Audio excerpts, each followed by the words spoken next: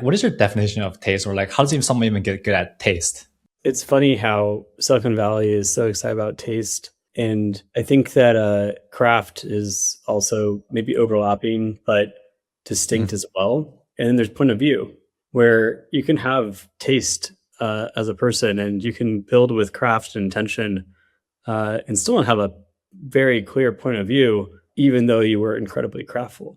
And so I think that as you kind of think about what are those different territories, to me, taste is really about navigating the possibilities of what's out there and having preferences that are really clear that you can articulate, mm, and also being able to help others understand what it is and what it is not that you're going for.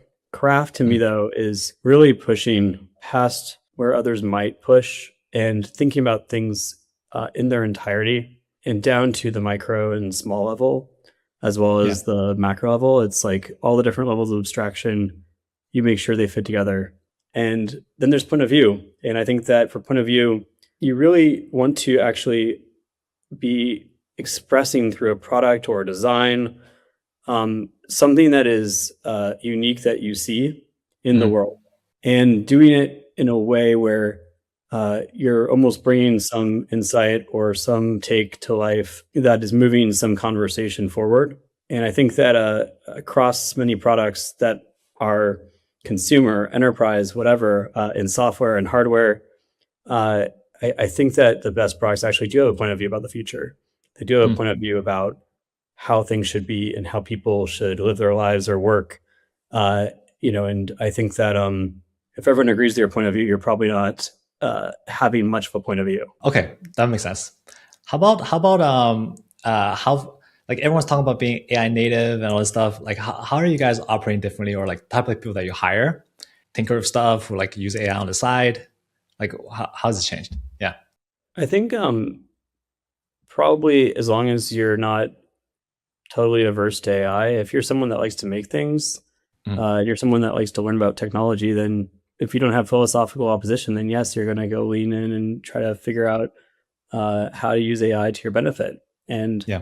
what I think is interesting too is that we're just now getting to a point. I would say we're talking February 27th, 2026, and I feel like it's like the last month or two that for someone that's a good engineer or a very Mm, good engineer, that they're starting to really understand the utility of AI on the coding side, and how it is like obviously better than them at some things, not all things, but some things, and how they can deploy it. Because the very good engineers could oftentimes still work faster than they might be able to than managing like a bunch of or even a few agents that might end up writing things that then they have to redo.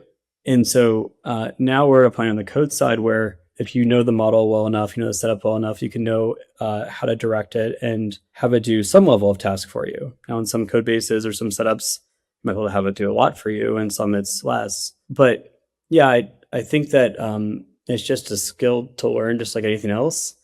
Uh, mm, and ultimately, you still need the basics and the wisdom that can be accumulated over years of building software systems in order to guide the model properly as well. And I think that when we're looking on the more product side or design side, we're looking for people who are technical, but also people that have that craft and have that judgment.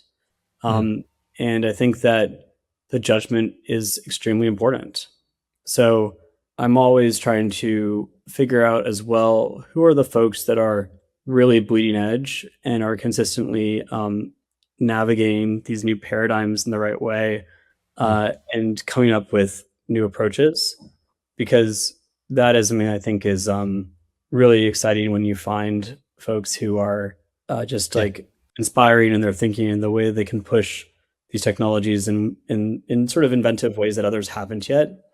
Uh, but overall, I mean, I think that there is a lot of engineering work that can be done through design now.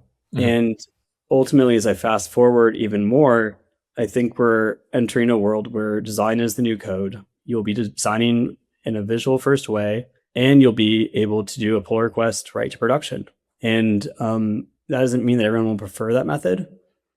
It doesn't mean your pull request will not be reviewed. Yeah. But I think you'll be able to do it straight from Figma. I think it's coming. So I think that's where we're headed.